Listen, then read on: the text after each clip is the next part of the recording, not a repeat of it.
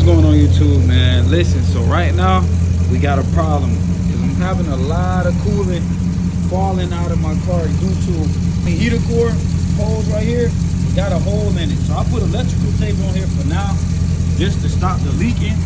But what I'm planning on doing is I'm planning on going to Dodge tomorrow to replace this. But I want to know, what is this noise back here? I'm not sure what that noise is. Can anybody tell me what that noise is?